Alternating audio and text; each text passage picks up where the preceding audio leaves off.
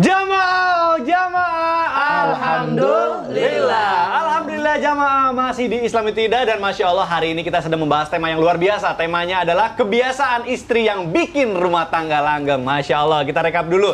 Yang pertama adalah istri yang memiliki rasa malu di depan suaminya, kemudian tidak ikut campur masalah harta suami.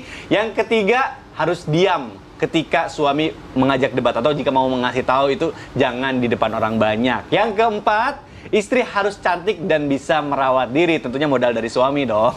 Yang keenam, istri berlaku baik terhadap mertua. Masya Allah. Nah sekarang kita akan melanjutkan berarti yang ketujuh nih. Siapin catatannya jamaah. Karena yang ketujuh ini saya juga mau tanya sama Ustadz Syam. Ustadz Syam, kita lanjut nih.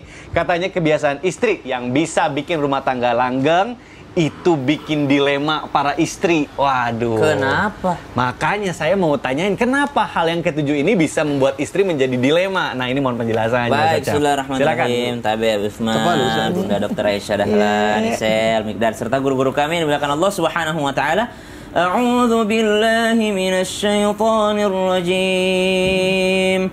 وقرن في بيوتكن ولا تبرجن تبرج الجاهلية الأولى وأقمنا الصلاة وآتينا الزكاة وأطعنا الله ورسوله إنما يريد الله ليذهب عنكم الرجس أهل البيت ويطهركم تطهيرا. Allah Subhanahu wa taala berfirman di dalam Al-Qur'an tentang seorang istri ataupun seorang wanita yang mana ternyata mereka hendaklah berada di dalam rumahnya.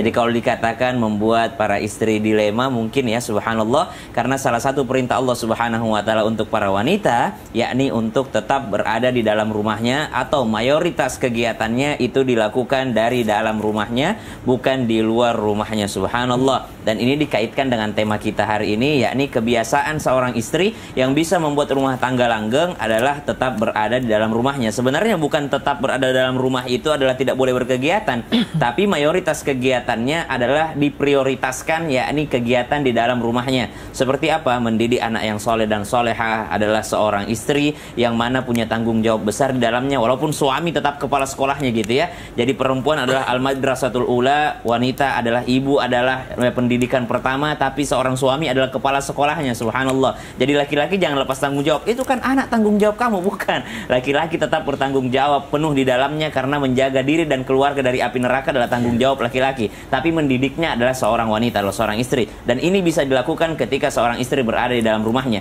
Kalau bisa kita sambungkan dengan kelanggengan rumah tangga, karena tentu saja yang pertama, kita dengan pasangan kita awalnya tidak kenal. Betul. Lalu kita bertemu di suatu tempat, lalu kita ada perasaan dalam hati untuk senang kepadanya. Itu dari siapa? Dari Allah Subhanahu wa taala. Bermiliar-miliar, berjuta-juta wanita di atas muka bumi ini. Kenapa kok saya senangnya sama seorang jihan ini? Subhanallah. Siapa yang menaruh itu? Allah. Berarti Allah juga yang bisa menjaganya. Bagaimana caranya agar bisa Allah menjaganya? Saya juga menjaga perintah Allah. Apa perintah Allah? Perempuan, tetaplah di rumahmu. Ketika saya menjaga perintah Allah, maka Allah juga yang akan bisa menjaga rumah tangga saya. Wallahu ta'ala a'lam. Masya Allah.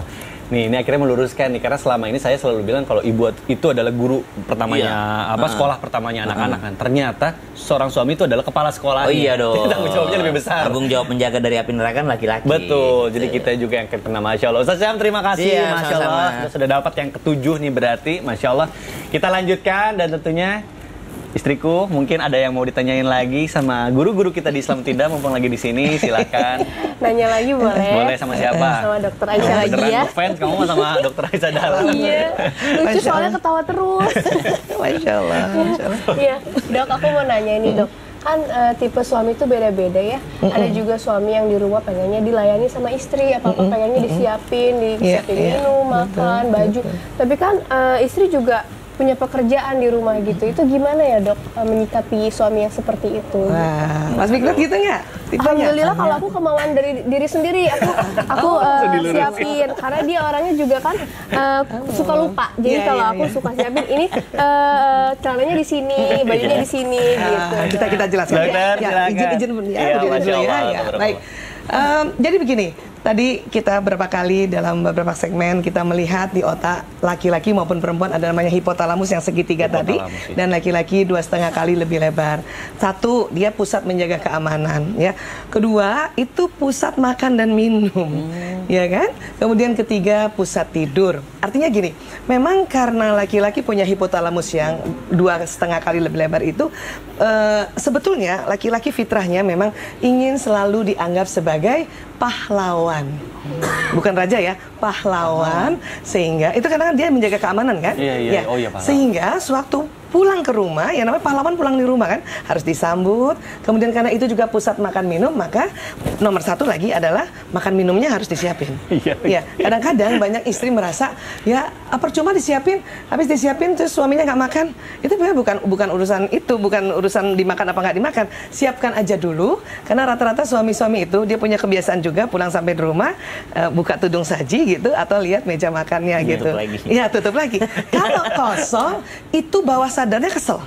Dan kalau itu berterusan setiap hari, setiap minggu, bulan, tahun dan sebagainya, itu yang membuat tambah kesel. Nah, tapi memang ada juga beberapa watak suami yang ingin, ya, istilahnya bukan raja sebetulnya, dalam istilah psikologi act of service, pelayanan. Dia bahasa kasih sayangnya pelayanan. Jadi dia ingin dilayani dan ingin juga melayani gitu. Ya, nah suami saya yang termasuk itu, pelayanan. Jadi kalau beliau sudah ada di rumah, saya di belakang, dia duduk di satu tempat, saya di belakangnya udah siap aja. Kalau udah bilang, nah, kopi enak nih, siap, kopi enak sih. Baru bikin kopi, mangga enak nih, siap. Gitu. Jadi, tapi nggak semuanya begitu. Yang semuanya laki-laki itu tadi pahlawan. Ya? Dan kemudian yang 10%, 10-15% memang yang bahasa kasih sayangnya pelayanan. Ya, dia pun melayani kita gitu. Ya, nah, adapun misalnya tadi Mbak Isal bilang bahwa kita juga banyak kerjaan, nah itu harus ditinggalin memang. Iya, kalau ada di situ kan nomor satu suami. Kan nggak 24 jam juga dia di situ kan. Jadi nanti pas beliau nggak ada, ya kita di rumah, barulah kita mengerjakan yang lain-lain di luar tadi. Ya, karena tadi pusat makan, satu lagi pusat tidur. Maka kamar itu harus bersih, rapi, wangi. Dan si istri sebagai teman tidur juga harus wangi, rapi, kinclong, cantik kan gitu kan. Nah itu. Masya Allah. Dan jangan heran juga loh Mbak Aisyah, jadi kalau kita lagi ngobrol-ngobrol sama suami itu di tempat tidur, karena itu pusat tidurnya lebar, jangan heran kalau suami tidur duluan. Oh iya, dia cepet banget tidur duluan. Aku tuh masih mikirin, aduh besok makan apa, anak-anak mau pakai baju apa besok kayak gitu. Tapi dia tuh udah ngorok itu aja. bukan nggak peduli, nggak peduli. Itu memang pusat tidurnya kan lebih lebar, lebih lebar. Dan bersamaan dengan pusat menjaga keamanan, termasuk jaga keamanan ekonomi. Nanti dia sudah kerja capek, ya direlekskan dengan makan minum, direlekskan keduanya adalah dengan tidur. Wih, Masya Allah, ini ilmu banget nih, daging semua hari ini karena kan kalau misalnya di poin ya, kalau suami tidur jangan diganggu. Iya betul. Suka bad mood tuh. Iya. Kalau dulu saya ngerutu Habib karena belum tahu ilmunya. Alhamdulillah. Ya tidur, belum selesai ngomong kita. Hari ini kita udah dapat ilmunya, dokter. Masya Allah, terima kasih banyak ya atas ilmunya. Masya Allah.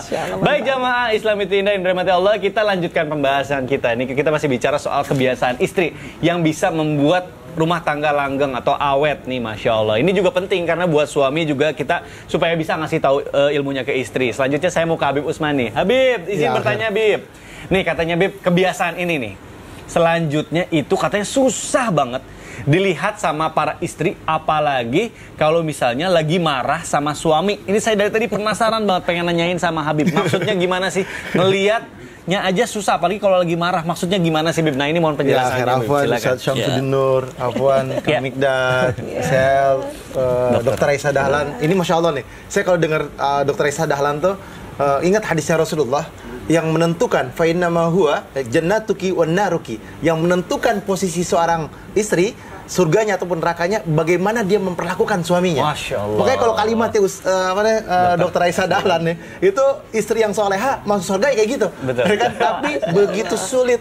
Bismillahirrahmanirrahim. Allahumma shalli ala sayyidina Muhammad wa ala ali sayyidina Muhammad. Ingat, kebiasaan istri yang bikin langgeng hubungan rumah tangganya, yakni kehidupan antara istri dan suaminya adalah harus memandang kebaikannya ketika lagi ribut. Harus melihat kebaikannya ketika dalam emosional. Innahu lakum aduwwum mubin. Siapa? Syaitan, musuh yang nyata. Selalu menutup daripada kebaikan suaminya. Ingat, dia sudah wa'isyrahunna bil ma'ruf, berlaku baik, ngasih makan, ngasih pakaian, ngasih kasih sayang, ngasih kebaikan, mengurus kehidupan rumah tangganya, mencari nafkahnya. Lihat kebaikannya, ngajak jalan-jalan, ngajak senang-senang, ngajak liburan, berkata-kata baik. Ingat kebaikannya. Jangan panas 1 tahun dihilangkan dengan hujan 1 hari, ya kan? Kebaikan yang sudah banyak banget, akhirnya apa? Ditutup dengan kesalahan yang kecil daripada suaminya. Padahal boleh jadi bukan kesalahan yang harus dijadikan suatu permasalahan. Istri yang salehah, yang bertakwa kepada Allah Subhanahu wa taala. Wahai penonton di rumah, bapak-bapak, ibu-ibu, dan istri-istri yang salehah, ingat, selalu tarik napas, kata Dr. Raisa Dahlan. Istighfar, minta ampunan kepada Allah. A'udzubillahi minasyaitonirrajim. Bukan kepada orang lain, dirinya, biar tidak diganggu oleh syaitan. Dan berharap akan apa? Berkata baik terhadap pasangannya, berkalimat baik terhadap pasangannya. Ketika suami marah atau suami mempunyai kesalahan, diam dulu, tenangin dulu, lihat situasi dan keadaan, baru ngomong. Nanti kalau dia omongin pelan-pelan, insya Allah masuk. Jangan ketika lagi emosional, sama-sama emosional, berantakan. Atau ketika salah suaminya, dia langsung marah-marah, ya kan? Gak ada berhentinya. Ibarat kereta tuh, wah panjang banget, nggak ada habisnya. Bisa 2 jam, 3 jam. Boleh marah, boleh emosional, nggak jadi masalah. Kenapa? Wajar, manusia memiliki emosional, tapi ada batasannya. Kalimat dengan kalimat yang baik, kata-kata dengan kata-kata yang baik. Boleh emosional, tapi dikontrol dengan pandangan, dengan secara agama atau secara syariat agama yang baik, tidak membuat satu kerusakan dalam rumah tangganya. Contohnya gimana? Ada contohnya juga. Gimana, Bib? Contohnya, misalkan contoh, suami salah, ya kan? Biarin dulu, tenangin dulu, ya kan? Kasih makan dulu, kalau baru pulang, baru tegur. Kenapa kayak gitu? Nggak boleh kayak gitu. Lebih baik seperti ini. Kalimat yang bagus.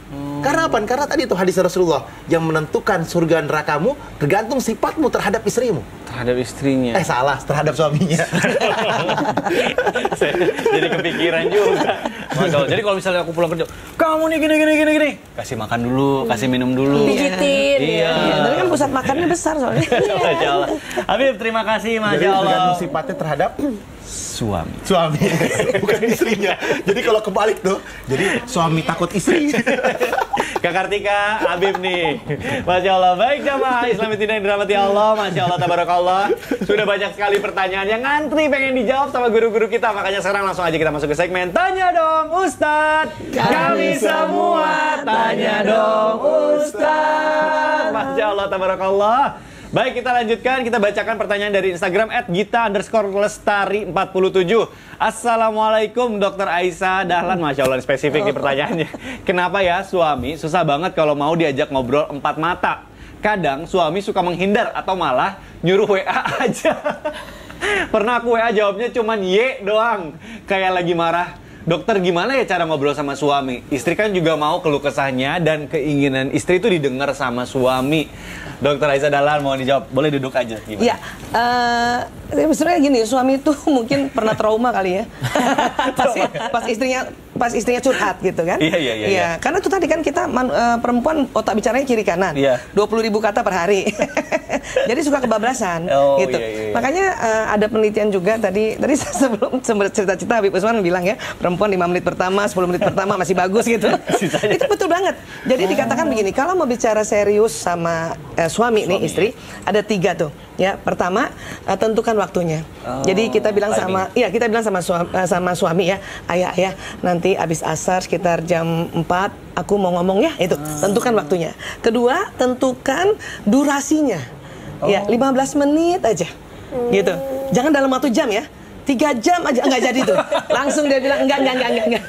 Gitu. Dan iya, tentukan apa yang mau dibicarakan. Ya, aku mau bicara soal anak-anak gitu. Ya. Nah, itu laki-laki akan siap.